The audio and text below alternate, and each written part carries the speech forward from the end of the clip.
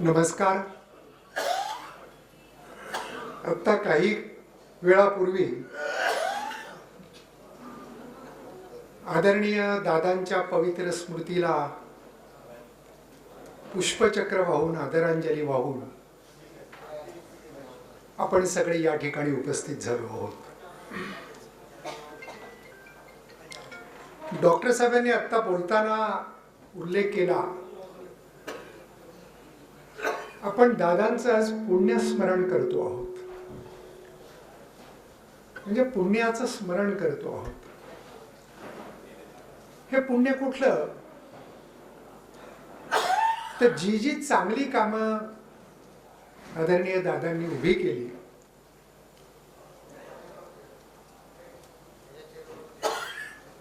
त्याची फळं आज आपण सगळे चाखतो आहोत. हे जे दादांनी केलं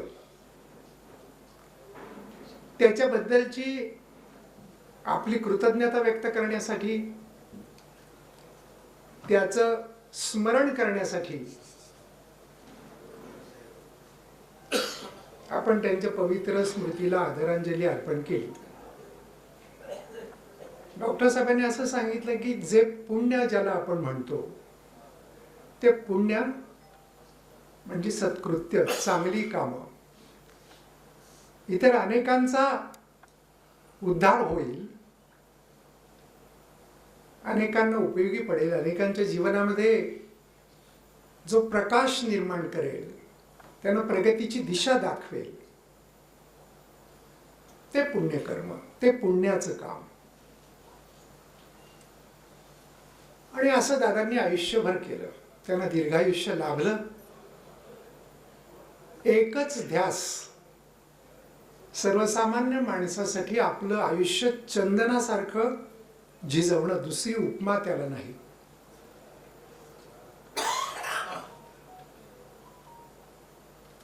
आणि मला असं वाटतं, मी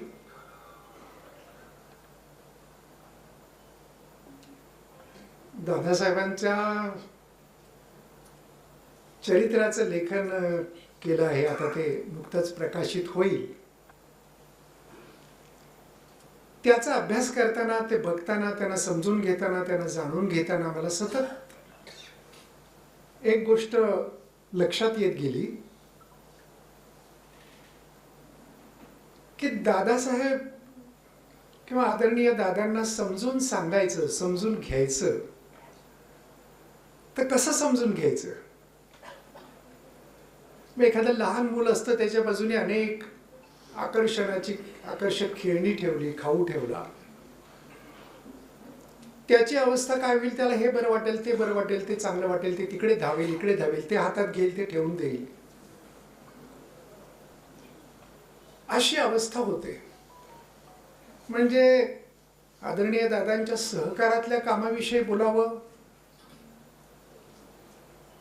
तर जो दुष्काळी तालुका, तिथे आज नंदनवन फुललं आणि खरोखर साखर कारखाना ही स्वप्नवत वाटावी अशी कल्पना होती. इथे साखर कारखाना होऊ शकत नाही अशी मतं होती.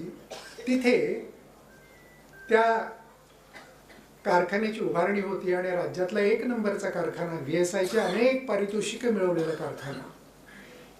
इथपर्यंत आपण प्रगती करू शकतो. म्हणजे सहकाराचं बोललं तर शिक्षणाचं काय, पाण्याचं काय,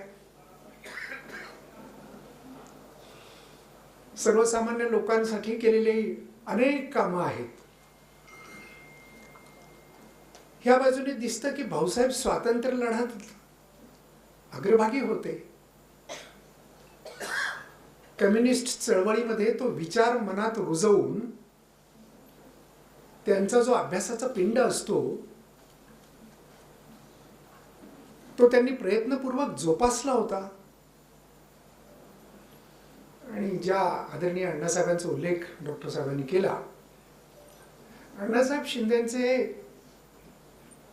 इतके मोठे संस्कार दादांवर झाले,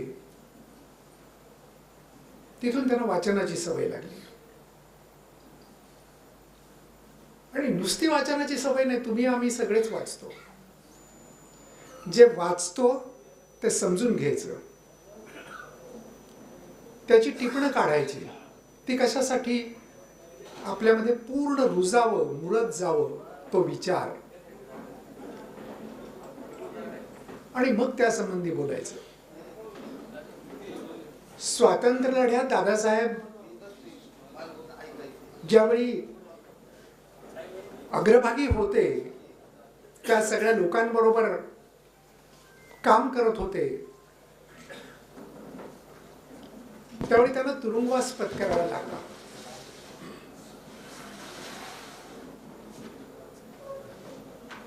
त्या तुरुंगवासामध्ये आदरणीय दादांना ज्या प्रकारच्या परिस्थितीशी जुळवून घ्यावं लागलं ते त्यांच्या पुस्तकात लिहिलेलं वर्णन वाचून मी कमालीचा अस्वस्थ होतो. आणि मला प्रश्न पडत होता, या माणसाने हे कशासाठी केलं?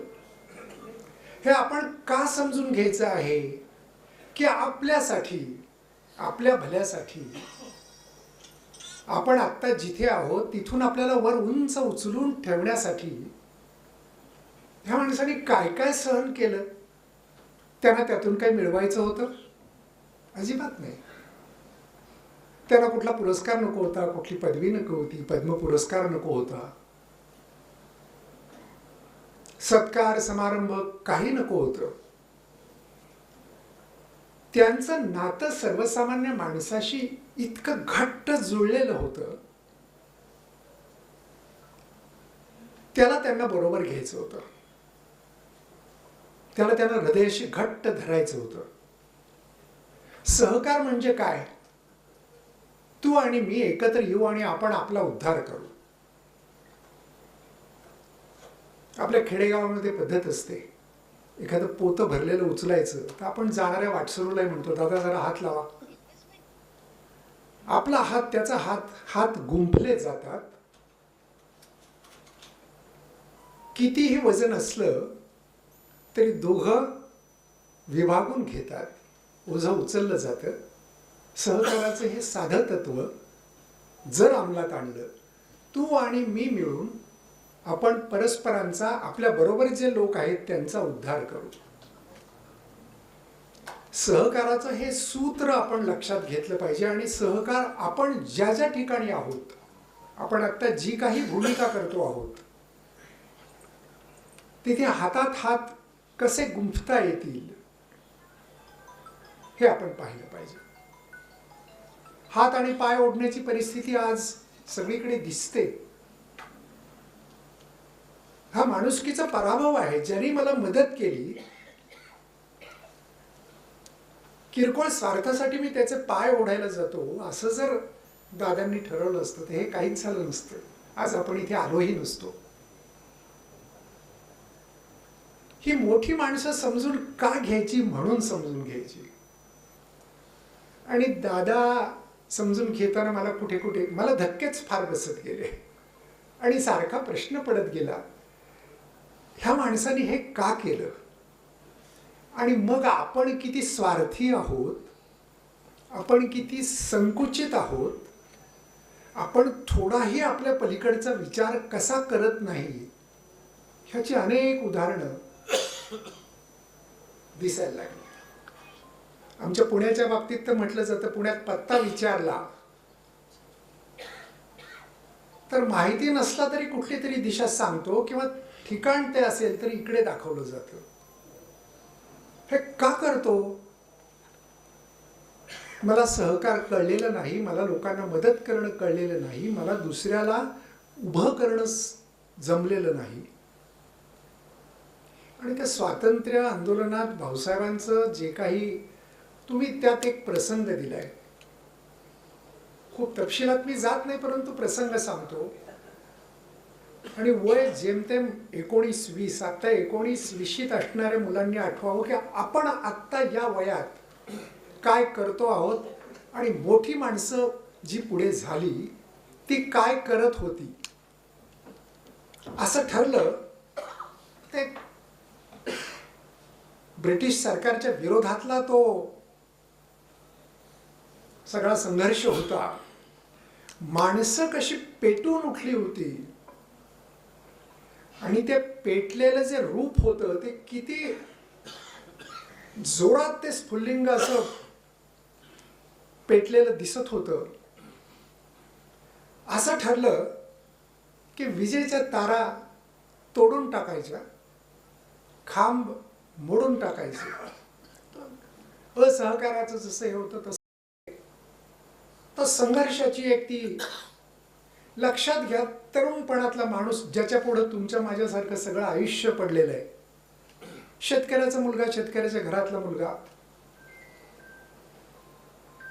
शिक्षणाच्या वाटेत असलेला, पण स्वातंत्र्य आंदोलनाकडे गेले आणि त्यात भाऊसाहेब नेतृत्व करत होते त्या टीमचं. जिथे जायचं होतं तारा तोडल्या, खांब वाकत नव्हता, मोडत नव्हता. खूप प्रयत्नपूर्वक केला स्वतः. हेच पुढे होते, हेच नेतृत्व करत होते त्या टीमचं. पायावर पडला, पाय सुजला. तसेच अनेक मोठं अंतर चालून गेले. पुन्हा प्रश्न मला जो पडला तो येतो की ह्या माणसाने का केलं?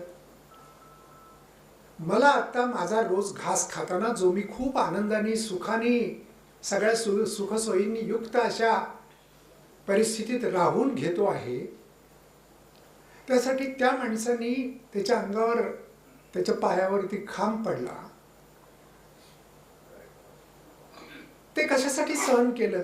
मला त्याची पुसटशी तरी जाणीव असते का? असली पाहिजे. म्हणून दादांसारखी माणसं समजून घ्यायची. स्वातंत्र्य आंदोलनात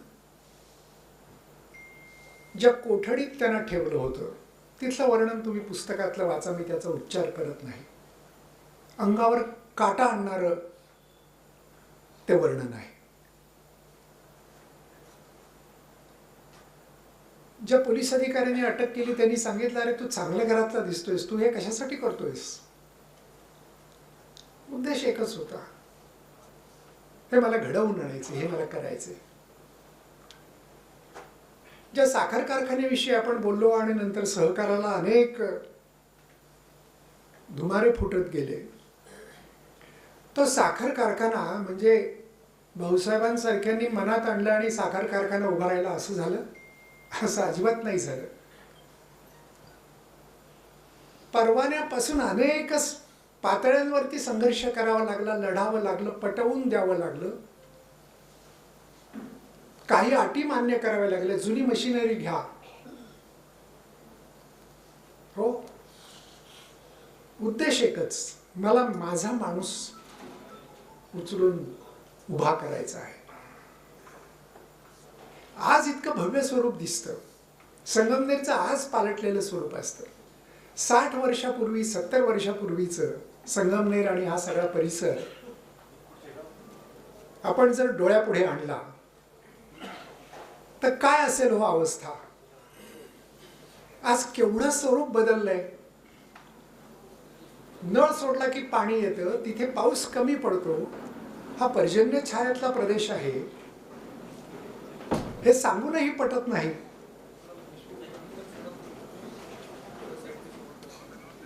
अशा ठिकाणी सहकार रुजवणं, सहकार वाढवणं, सहकाराला नवे नवे पैलू जोडणं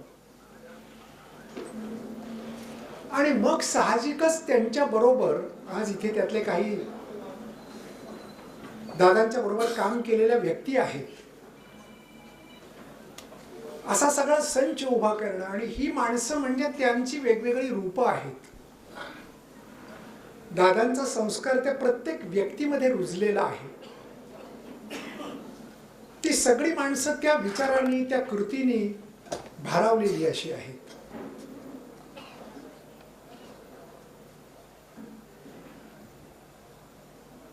दादा पुढे राजकारणात जरूर गेले, पण त्याच्या अगोदरचं त्यांचं समाजकारण जे दिशादर्शक होतं ते माझ्या दृष्टीने फार मोलाचं होतं. किंवा मी विचार करतो की दादांचं आयुष्य म्हणजे काय होतं? संघर्ष, लढे, चळवळी, एक प्रखर ध्येयवाद होता. ध्येयापासून कधी तसूभरही मागे गेले नाहीत, इतका प्रखर ध्येयवाद. इतका प्रखर राष्ट्रवाद, समर्पण, प्रत्येक काम केलं, झोकून देऊन केलं, त्याच्याशी पूर्ण एकरूप होऊन केलं. ते काम आणि आपण, ज्यांच्यासाठी काम करतो ती माणसं आणि आपण, ह्याच्यात काही भेदच उरला नाही. इतकं समर्पण, इतकी एकरूपता, संतत्व याच्यापेक्षा वेगळं नसतं. किंवा सुपरवायझरी युनियनचे अध्यक्ष भाऊसाहेबच होणार ठरलेलं, कारण नेतृत्वच ते करत होते, सगळी उभारणी ते करत होते, संस्थापक ते होते. त्यांनी शब्द दिला की नारायणराव तुम्ही अध्यक्ष व्हा, मी तुम्हाला अध्यक्ष करतो. बाकीच्या लोकांनी अर्ज भरले. दादासाहेब होणार म्हटल्यानंतर सगळ्यांनी अर्ज मागे घेतले. उंबरकरांना असं वाटायला लागलं की आता काय, त्या कठीण प्रसंगी मी तिथे नसतं केलं. मी म्हटलं असतो संधी यांना, चला घ्या, पुढचं पुढे. कसला शब्द आणि कसलं काय. शब्दांचा पक्केपणा, मनाचा सच्चेपणा, मनाचा निर्मळपणा,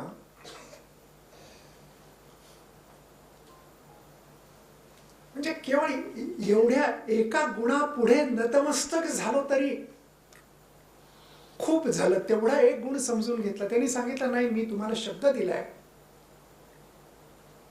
ज्यांनी भाऊसाहेबांसाठी माघार घेतली, त्यांची नाराजी झाली, ती नाराजी त्यांनी ओढवून घेतली,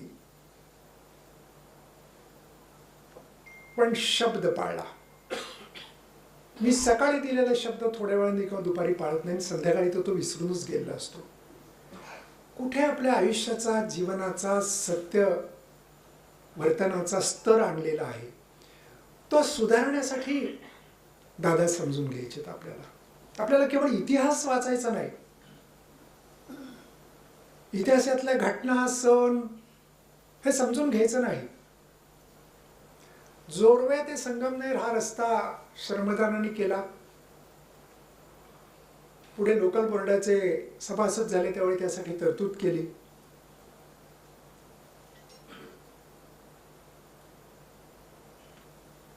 मला दिसतं असं आहे, आणि तो रस्ता अर्थात पूर्ण झाला. पुढे परत अधिक चांगला त्यात आर्थिक तरतूद होऊन तो पूर्ण झाला. दादांनी ज्या ज्या गोष्टी केल्या त्यातल्या अनेक गोष्टींना आत्ता 75 वर्ष पूर्ण होत आहेत किंवा 75 होऊन गेलेली आहे. अशा अनेक उदाहरणं त्या पुस्तकात आहेत. एखाद्या पुण्यकर्माला 75 वर्ष पूर्ण झाल्यानंतरही त्याचं स्मरण राहतं, स्मरण करावं असं वाटतं. याचा अर्थ हाच की त्यांनी अनेकांची आयुष्य उजळून गेली, अनेकांच्या आयुष्यात प्रकाश पडला. हे पहा, शेतकरी हा शेतकरी जाग्यावरच राहिला असता. दुष्काळी टप्प्यातला शेतकरी तो तसाच टाचा घासत राहिला असता. एक माणूस उभा राहतो, त्याच्या मनात ही प्रेरणा येते आणि तो हे सगळं बदलून टाकतो. हे खूप कठीण आहे. किंवा एखादा माणूस, त्यांचा द्रष्टेपण मी आपल्याला सांगतो आणि आपण कसा विचार करतो असा मी माझ्यापुरता पाहत होतो. ज्यावेळी ते सुपरवायझर युनियनचे अध्यक्ष झाले तालुक्याचे, त्यावेळी त्यांनी तालुक्याच्या विकासाचा, त्याला किती वर्ष झाली, तालुक्याच्या विकासाचा पंचवार्षिक विकास आराखडा 400 कोटींचा, आणि तो सगळा तपशीलवार. कुठल्या मॅनेजमेंट स्कूलमध्ये भाऊसाहेब गेलेले नव्हते, त्याला जाण्याची गरज नव्हती, कारण स्वतः भाऊसाहेब हेच एक व्यवस्थापन होतं, थेट आपल्याला आपल्या भाग्याने लाभलेलं. त्यांच्यात ते इनबिल्ट होतं, ते तसेच होते. आपण लोहपुरुष म्हणतो, सहकार पुरुष म्हणतो, सहकार महर्षी म्हणतो. आणि अजून एक बरं झालंय, काय होतंय, मला नेहमी असं वाटतं की जो यशस्वी झालेला आहे, ज्यांनी काही करून दाखवलं आहे, त्याचं गुणगान केलं की माझ्यातल्या उणीवांना मी भरून काढलं असं मला उगाचच वाटायला लागतं. भाऊसाहेबांच्या स्मरण केलं की झालं, मी मी तो सगळा झालो असं नसतं की त्या त्या दिवशी ते ते केलं. ही आपली उणीव आपण भरून काढतो त्यांचं कौतुक करून. त्यातला एक जरी भाग आपण समजून घेतला आणि आचरणात आणला, किंवा मध्यंतरी या पुस्तकाच्या निमित्ताने आलो होतो त्यावेळी नामदार साहेबांच्या बरोबर आम्ही बोलत होतो. शैक्षणिक संस्था, इंजिनिअरिंग कॉलेज, आजचं त्यांचं राज्यातलं स्थान. तर नामदार साहेब असं म्हणाले होते की आज अशी अनेक घरं आहेत, शेतकऱ्याची घरं आहेत, निरक्षरांची घरं आहेत, शेतमजुरांची घरं आहेत, त्या घरात 4-4, 5-5 इंजिनियर आहेत. हे झालं नसतं. हे त्यांनी रोप लावलं, त्यांनी आंब्याचं झाड लावलं. आणि आपल्याकडे म्हण आहेच, आजोबा आंब्याचं झाड लावतो आणि नातू ते खातो फळ. पण आजोबांना त्याचा आनंद असतो की माझा नातू त्याचं गोड फळ खाणार आहे, त्याला त्यातून तृप्ती लाभणार आहे, म्हणून मी ते करतो. त्यांनी ते स्वप्न बघितलेलं असतं, ते दृष्टेपण असतं. म्हणून विकास आराखडा त्यांच्या डोळ्यापुढे तेव्हा ते चित्र होतं. या भागाला पाणी मिळालं पाहिजे. आपण वाचा तो निळवंडेचा संघर्ष की ज्याची अजूनही काही धग आपण अनुभवतो आहोत. केवढा संघर्ष, का त्या पाण्याचा 30% आमचा वाटा आम्हाला मिळाला पाहिजे म्हणून संघर्ष पटवून द्यावं लागतं पुन्हा पुन्हा. रिझर्व्ह बँकेने व्याजाचे दर वाढवले म्हणून मोर्चा. ज्या पक्षाचं सरकार त्याच पक्षात आपण असून त्याच्या विरुद्ध सुद्धा मोर्चा. होय, ते पटवून दिलं पाहिजे. ह्या माणसांचं दुःख मला मांडायचं, कारण मी त्यातला आहे, मी त्यांचा चेहरा आहे, माझ्या मागे ती सगळी माणसं आहेत. आणि दादांची ताकद ती होती की त्यांच्या मागे हे जे चेहरे उभे होते, ही जी माणसं उभी होती, ती ताकद त्यांच्या मागे होती. आणि ती त्यांच्या सेवावृत्तीने त्यांनी कमावलेली होती. किंवा मला त्यांच्या आयुष्याकडे बघताना असं सतत वाटवलं, विशेषतः आज जे तरुण मंडळी आहेत त्यांनी हे का समजून घेतलं पाहिजे. दादासाहेब आणि त्याच्यानंतर नामदार साहेब, एक लक्षात घेतलं पाहिजे, ह्या माणसानं खरोखर काहीही मिळवायचं नाही. त्यांचं सगळं उत्तम आहे. हे कशासाठी ते करतात. मगाशी जो मी उल्लेख केला वयाचा, सशस्त्र लढ्यात, स्वातंत्र्य लढ्यात सहभागी झाले त्यावेळी त्यांचं वय होतं 19. 19 वयात मी आज काय करतो, हे हातात घेतो, स्क्रोल करत बसतो पुढे पुढे पुढे पुढे. त्यातून मी समाजाचं ना माझं कोणाचंच कल्याण करणार नाही. अर्थात काय पाहतो त्याला महत्व आहे, ते मी अगदी त्याज्य असं म्हणणार नाही. स्वातंत्र्य लढ्यात आंदोलनात सहभाग 19 वर्ष, कामगार युनियनचे सेक्रेटरी वय 20 वर्ष. प्लेगमध्ये, तो त्या काळातला प्लेग म्हणजे जसं कोविडचा आपण धसका घेतला होता त्याच्यापेक्षा ते महाभयंकर होतं. स्वयंसेवक म्हणून दादासाहेब तिथे, वय वर्ष 21. मनाशी विचार, आपण जाऊ का. आपण नाही जाणार, आपण नाही जाणार. आपण म्हणू आपण आपलं बरं. 21व्या वर्षी स्वयंसेवक म्हणून प्लेगच्या रुग्णांची सेवा करण्यासाठी जो माणूस उभा राहतो, त्याच्या मनामध्ये लोकसेवेचं बीज किती खोलवर रुजलेलं असेल आणि मनातल्या विचारांचं खत पाणी त्याने त्याला किती घालून वाढवलं असेल, आपण कल्पना करू शकत नाही. शेतकरी परिषदा वेगवेगळ्या निमित्ताने घेतल्या, असं जेमतेम 20-25च्या वयात ते त्यांनी केलं. सावकारी होती, साहजिक आहे, दुष्काळी भाग, कर्ज, ते कागदपत्र जाळून टाकले, संपवून टाकले, अटक झाली. 25शीत होते जेमतेम, 25-26. परंतु अन्यायाच्या विरुद्ध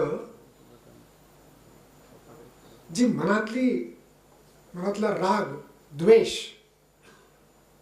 व्यक्त करायचा होता, ती भावना काय प्रखर होती ते त्यातून आपल्याला दिसतं. आता हे कशासाठी केलं? हे आपल्यासाठी केलं. हे आपल्या भागाच्या उद्धारासाठी केलं. अगदी कशाला, तुम्ही सगळेच साक्षीदार आहात, तुम्ही सहभागी झालेले आहात. दंडकारण्य अभियान, वय वर्ष 84, हॉस्पिटलमध्ये दाखल व्हावं लागलं. तिथे सुद्धा हाच विचार, 1 कोटी झाडं लावायची.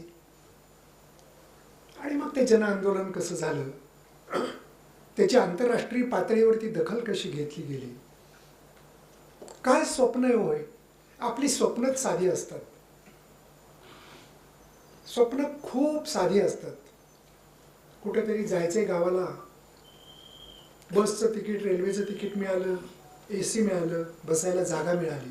किती क्षुल्लक आहोत आपण, किती कचकड्याचे आहोत आपण. हे असली स्वप्न त्यांनी बघितली ना?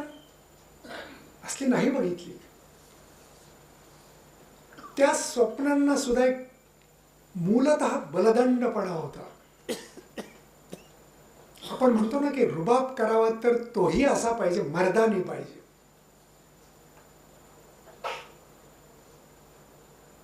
हे सगळं प्रत्येक दादांच्या कृतीमध्ये आपल्याला दिसतं. आणि मग असं वाटतं,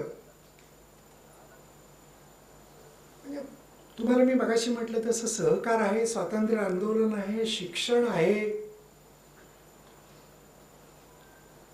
सहकार तर आहेच आहे, सहकाराची अनेक रूपं आहेत, पाणी आहे. काल इथे संध्याकाळी भजन संध्या हा कार्यक्रम झाला आणि त्या निमित्ताने या सभागृहाचं उद्घाटन झालं. त्यातलं औचित्य कसं साधलं गेलं बघा. आपण सगळी वारकरी संप्रदायातली, वारकरी परंपरेतली माणसं, इथे विठ्ठल नामाचा गजर झाला आणि त्याचं उद्घाटन झालं. हा पहिला कालचा कार्यक्रम संध्याकाळचा. एक पवित्र भावना त्या संपूर्ण कार्यक्रमावरती जाणवत होती. आणि असं वाटत होतं की या सभागृहाच्या उद्घाटनाच्या निमित्ताने आमच्या प्रत्येकाच्या मनामध्ये ही एक समर्पणाची, ही एक कृतज्ञतेची, ही एक नतमस्तक होण्याची भावना आहे. आणि त्यानंतर मग अगदी सहज 4 गोष्टी सुखदुःखाच्या करण्याच्या निमित्ताने आम्ही एकत्रित बसलो. डॉक्टर साहेब होते, दुर्गाताई होत्या, जयश्रीताई होत्या, उल्हासराव होते.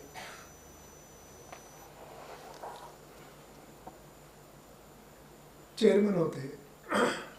आणि मग सहज गप्पा निघाल्या. त्यांनी अनुभवलेले दादा जाधव सर होते. जाधव सरांनी एका ठिकाणचा प्रसंग सांगितला. एका कार्यकर्त्याच्या घरी दादासाहेब गेले होते, तिथेच जेवायला बसले. जाधव साहेब जेवत होते आणि ते त्यांना, दादांना असं वाटलं, म्हणजे माणसाचं मोठेपणच मला कळत नाही. त्यांचं लक्ष तिकडं होतं की तुम्ही फारच चाखत माखत जेवताय, थांबा. स्वतः जेवत असताना उठले, हात धुतला, भाकरी चुरली, दूध घातलं, त्याच्यात गूळ टाकला, आता खा. इतकी काळजी माणूस घेतो. आणि कुणाची, कुणी साधा, कुणी माणूस, आपल्या बरोबरचा सहकारी, दादांबरोबर कुणीही बोलू शकत असे. त्यांचं दडपण, भीती अशी कधी नव्हती. हे कुठून होतं? जसं वडील रागीट असलं तरी आईपाशी आपण हे मातृहृदय होतं आणि ज्याच्याकडे आईचं मन, आईचं हृदय असतं तोच असा समूह जमा करू शकतो. नामदार साहेबांच्या रूपात आपण दादांचे संस्कार बघतो. आणि पुन्हा माझं सातत्याने हेच, माझ्यासारख्या त्रयस्थ माणसाला पडलेले कोडे ही माणसं हे का करतात? आज इथे नळ सोडला की पाणी आहे, थेट धरणातून पाणी. कुणामुळे आणि का? फक्त हे एकटं त्यांचंच घर आहे असं नाही, सगळ्यांना मिळालं पाहिजे, सगळ्यापर्यंत पोहोचलं पाहिजे. ही जी साधी प्रसादाची कल्पना आहे, सप्ताह झाला की आपण प्रसाद करतो आणि सगळ्यांना वाटतो, तो त्याच्या बरोबरचा जो आनंद आहे तो खूप मोठा असतो. तो आनंद घेणं ते सगळं ह्या लोकांनी मिळवलेलं आहे. स्मरण करायचं, स्मरण करायचं, ते त्यांनी केलेल्या अशा पवित्र गोष्टींचं माझ्या आयुष्यामध्ये उजेड पसरवणारं जे आहे त्याच्याबद्दलचं स्मरण करायचं आहे. मला नेहमी दादांच्या आयुष्याकडे बघताना बोरकरांच्या 2 कविता, त्यातल्या काही ओळी मला आठवतात आणि तेवढ्या सांगितल्या, त्याचा अर्थ समजून घेतला तरी दादा कळाले, दादा समजले असं होतं. एका कवितेतल्या ओळी आहेत. बोरकर वर्णन करतायत, कुठली पावलं देखणी, कुठला चेहरा देखणा. बोरकरांनी असं वर्णन केलंय, देखणी ती पाऊले जी ध्यास पंथे चालती. काय घेतलंय उराशी? एक ध्यास घेतलाय आणि चालतायत. पावलं भरा भरा भरा भरा टाकत निघाले ध्यासाच्या दिशेने, ध्यासपूर्तीच्या दिशेने. देखणी ती पाऊले जी ध्यास पंथे चालती, वाळवंटातून सुद्धा स्वस्ती पद्मे रेखिती. वाळवंटातून चालली तरी त्यांच्या ज्या पाऊलखुणा उमटतात तीच शुभचिन्ह ठरतात. ती पावलं देखणी. गोरी गोमटी निटस याच्यापेक्षा ध्यासपंथावरती जी पावलं चाललेली आहेत ती पावलं देखणी आहेत. त्या पावलांना वंदन करणं म्हणजे भाऊसाहेबांचं पुण्यस्मरण करणं.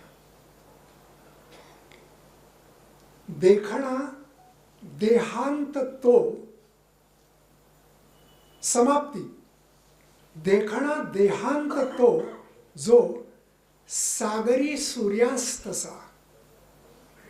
अथांग बसरलेल्या समुद्रामध्ये संध्याकाळचा लालबुंद सूर्याचा गोळा सूर्यास्ताला चाललाय, शांतपणे बुडून जातो, शांत जातो, तरंग नाही.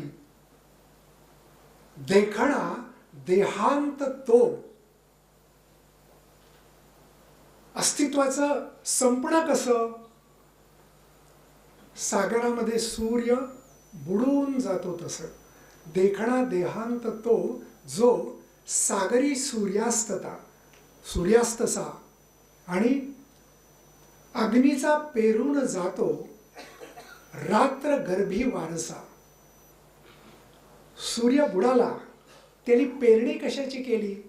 दुसऱ्या दिवशी सकाळी जो सूर्य उगवून येतो आणि अनेकांना प्रकाश देतो, जगाला जागं करतो, जगामध्ये नवी ऊर्जा पसरवतो, त्याची पेरणी करून तो शांतपणे गेला. दादांचं इथलं चालता बोलता अस्तित्व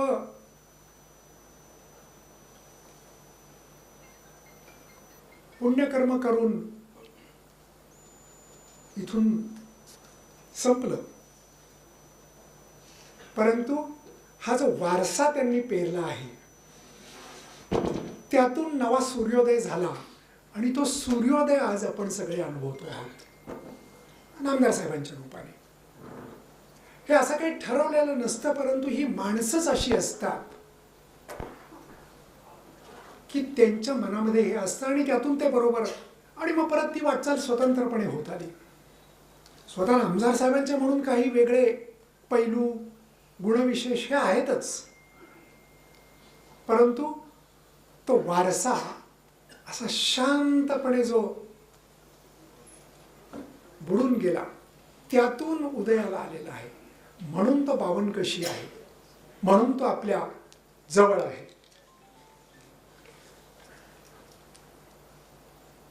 आणि शेवटच्या कवितेच्या काही ओळी वाचून मी थांबणार आहे. जीवन त्यांना कळले हो. आपण अनेकांनी ऐकली असेल कविता. कुणाला आयुष्य कळलं त्याचं वर्णन बोरकर करतात. मी पण ज्यांचे पक्व फळापरी सहजपणाने गळले हो. मी तो पणाची झाली बोळवणं, नुसतं त्यात म्हणायचं नाहीये.